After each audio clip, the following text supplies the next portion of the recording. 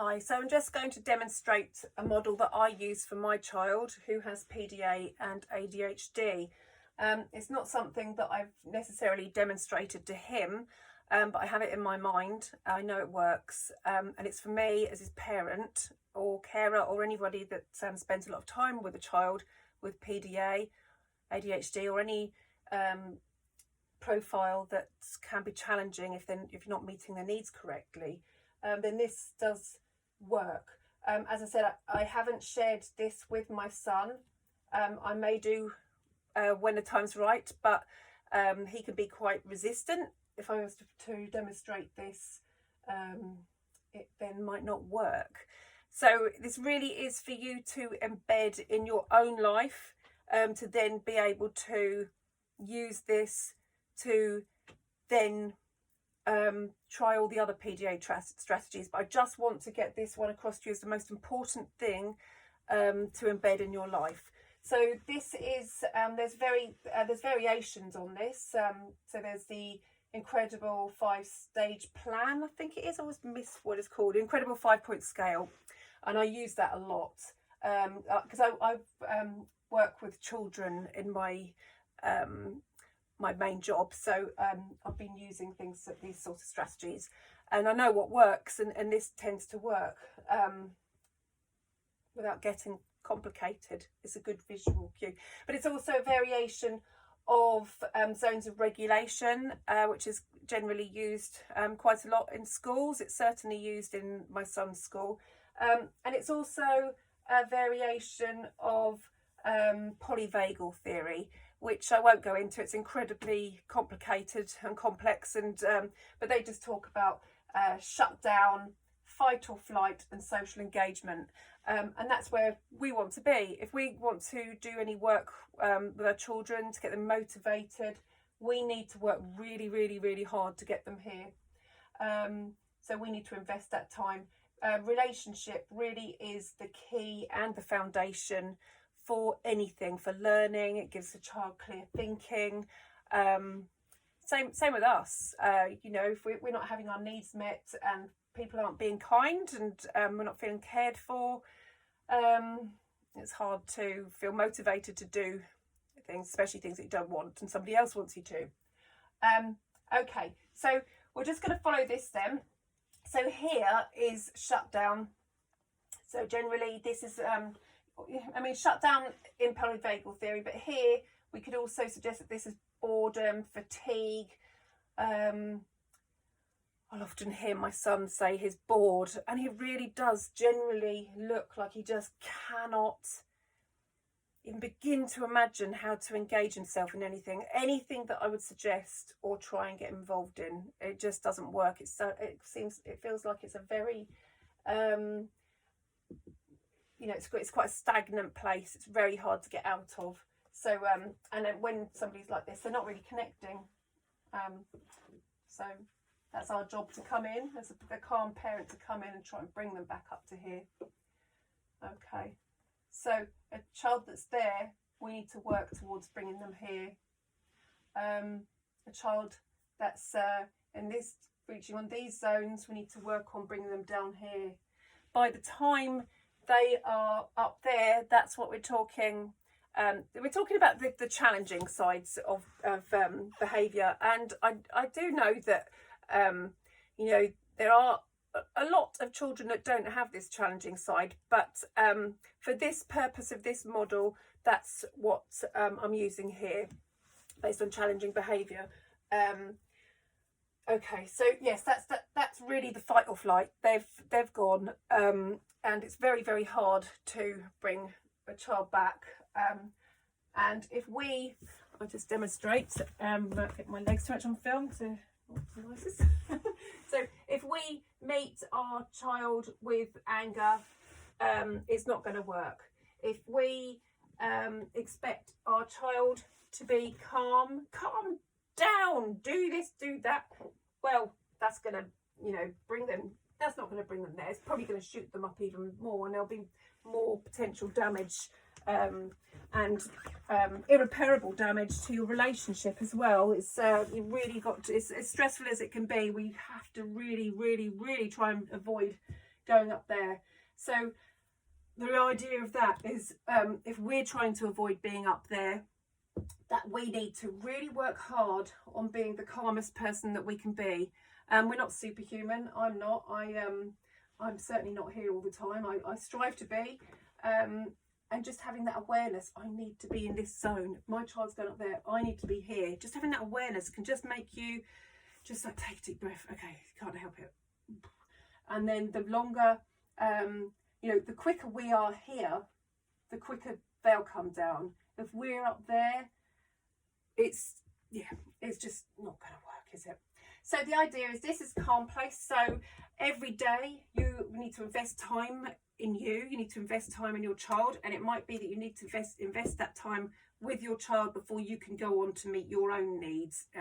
So the calming things, the you know, enjoyment, you know, the things that are good for your well-being. So, you know, you might love to have a glass of wine in front of a film, but I don't know if that's actually going to bring you to this place. You know, we're talking about really good well-being, even just like a really good soak in the bath, you know, on your own.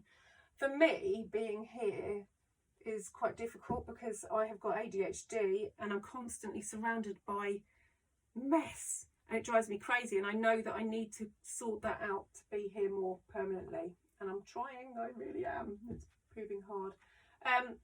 Yeah, so each one you can get the idea that of the different types of mood. So this is the more fatigued, kind of just disengaged, maybe not wanting to enjoy things that you enjoy together, maybe just kind of that sort of morose thing. So it's yeah, it's not the bit, and they won't jump from there to there easily. You've got to help them get there as well. Maybe just sit down. For me to get my son out of this mood, I'd have to sit with him for quite a bit. And one of the things that snaps him out of it quite quickly is just to suggest, oh, shall we watch some of those quarantine fails on YouTube? And we get cozy together, we get a drink, and we just giggle and laugh, and snaps out of it. But I can't talk him out of it. I have to join him. I have to join him with something. And in turn, you know, once he's 9 now, once he's old enough, hopefully he'll be able to learn those strategies himself. But that doesn't, just because my son's 9 doesn't mean that this doesn't work for other people. It works for anything, all ages, children, teenagers, adolescents, adults, everyone. Okay, so let's go up here. So actually what I want to demonstrate is, you may be familiar with it, and those that aren't, really get to know this. It's absolutely fantastic. So Dan Siegel, he is a I think he's a psychiatrist, but he writes books on brain-based parenting. His understanding of neuroscience and relating that to the way we parent is fantastic. There's always been this approach that you know, we need to discipline our children, and he'll talk about, well, let's have a little think about what discipline actually means. And it's not telling someone off. Telling someone off just annoys them, really, doesn't it? Discipline actually means guidance. And so what I get from that is modelling. So the best way our children are going to learn is if we model the behaviour. So he talks about the handy model of the brain, and what he does, he'll say, do it along with me. So you put your hand here like this and fold it over. Okay, so just lift it up again. So this bit here, this is your brain stem, you know, where breathing, temperature, regulation, that kind of thing. And then we're just kind of making it simple. This is the emotional part of the brain. So that'll be where your fight, flight are, and when you know, people say mean things that hopefully they don't mean. And then this is the thinking part of your brain. So we'll fold that down. So that's this thinking part of the brain is just here. So if we think about this part of the brain, it's not fully developed until we're 25, and the brain is always growing. But for that reason, if you have a child or an adult child under 25, you can't expect them to think like you. The brain's not prepared for that yet. So Anyway, so we've all heard of that phrase, flip your lid. Oh, let's flip their lid last night. Well, okay, so let's flip our lid. What have you got? So your thinking brain and your emotional brain are not working together. This emotional brain has taken over. There's no thinking going on. It's just like full on emotional, what can look like irrational behaviour, because you're not able to reason or rationalise because this bit's not on. So this is up here, totally disconnected. Your child's totally disconnected. So if your fight or flight is, you know, the main thing in charge, then you're not thinking either. So you've got two people not able to think, and you're just going to clash. Okay, so the idea is, hopefully you'll be able to get to a stage where your child can do this, but you have to model it. The adults in the room have to model this. So you step away, take some breathing, you know, do some breathing, and can take 25, 45 minutes all day, depending on your ability to calm yourself down. But it'll be very gradual that your thinking will be back online. And, you know, that might just be coming back down here, and it's not going to be a while till you're here again. So that happy, regulated, connected person. So once you're aware of this handy model of the brain and that you're going to be disconnected, your thinking's not on board. So you can't expect a child's thinking to be on board when they don't even have that capacity. And when you're thinking about the community that we're talking about, when they've got struggles in that part of their brain anyway, with planning, thinking ahead, reasoning, it's a pretty hard challenge for them to actually grasp if you're just wanting them to calm down. So using this model to just start thinking about, what can I do to connect with my child? What does my child enjoy? I might not enjoy it, but I'm going to learn to enjoy it. So I grew up in a family of football fans, but I never enjoyed it. I couldn't get into it. I would only actually be interested if it got exciting towards the end. Now my son has decided that he likes football now, so I've learned loads and I'm into it. I'm really looking forward to the football season picking up again, even though our team will probably lose. So it's just coming down to their level, get into their head, into their world, and enjoy their company. Share jokes, be silly, just because you've really got to work hard to get up there. So yesterday my son returned to school, and it went really well. He connected with his friends. He felt really good. He seemed really happy. Came back quite sunburnt, so I think he was probably quite overwhelmed by that. I had things to do. What I hadn't done very well, I tried, because we were playing frisbee and things, but what I hadn't done is made sure that we spent time here, because we went out and didn't have much time to invest here. However, it did escalate up to there, but I had managed somehow to stay in this zone myself, and I kept reminding myself of this. So while he went up here, probably here, I'd say, so he got itchy. That was what it was. He's getting sunburn. He's getting really, really itchy with his sunburn. And I was out in the garden watering some plants. While I was out there, he'd been shouting for me, and I really, really didn't hear. And I came in and he was beside himself, really angry, itching, really cross with me. And then he blamed it on a cushion that it was itchy. That went in a pond that we'd been making over the past few weeks.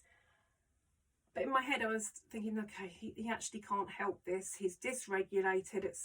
I kind of took responsibility myself, and I hadn't invested in here long enough with just me and him. We hadn't really joked much yesterday. So I felt that I was here, but I hadn't made sure that he was here with me. So when he came home from school, perhaps it was more like that, bordering on nearly there. So he kind of went up there. I went there, and because I was still here, he was able to well, he had his meltdown. He didn't break anything. I've got a pillow that I'll chuck out because it's absolutely soaking wet and got yuck all over it. But it could have ended up a lot worse. So I am going to go on to look at, in further sessions, of looking at what moods are here, how we can learn what our feelings are, and what we can do to make sure we're trying to stay in these zones as much as we can. And just remembering that sometimes they come home from somewhere else, from school, up there, and you're going to maybe have some sort of meltdown, but it's keeping it to a minimum. Also, a really important thing is learning how you're feeling, learning what your feelings are at each one of these, so you can communicate it. I can communicate, I'm feeling down today. I don't really know why, but I'm feeling down. Feeling really cheerful today. I'm really enjoying it. Really looking forward to doing something nice. So, oh, I feel, just feeling, starting to feel a little bit anxious about things. Not really sure what. You know, so just naming your feelings, because you can't expect a child to learn their feelings without it being modelled to them. It's not something, we're born with feelings. We're not born with being able to name our feelings. And once you know how to communicate your feelings and communicate the needs that you have, then you're less likely to be going up there. Okay, so I'm just going to call that a day and round that off for certain things. And then we're going to be talking about language as well. So the PDA language that helps with the communication with our children. But I will say this is the most important thing, okay? Because your child will only really be able to take on those demands if you're here. And they're still difficult because it doesn't matter what mood they're in. Pathological demand avoidance is pathological for a reason, but you might actually be able to get a bit more demands in here. Okay, so key, absolutely key. So work on this, work on calming techniques, 7-11 breathing, breathing out longer than you breathe in. Okay, that is really key. And the breathing or the calming strategies, do them regularly. Do them when you're putting the kettle on, when you're on the loo. Just keep doing your breathing exercises. 3 minutes, practice breathing out longer than you breathe in. And don't save it till this is going on up here, because it's less likely your brain is going to remember. Okay, there. Okay, I hope that that's useful. I know that I'm focusing on this quite a lot, but it's so important. Absolutely important. It really helps with transitions as well to understand this and to think where they are, and also to think about the next approach being modelling to your child where in your body you're feeling these different moods. So so the kind of anxious, more sort of anxious one going up towards the anger could be, I'm feeling, I can really feel my my breathing's in my chest, and it really should be down here. Where's yours? So that's a really good one to do, because if you're breathing up here, you're not breathing deeply enough. That's more sort of the carbon dioxide. It's not being released. So there's the dizziness, that horrible shortness of breath. Okay, so kind of model, you could do that regularly. Where are you breathing at the moment? Okay, thank you, bye.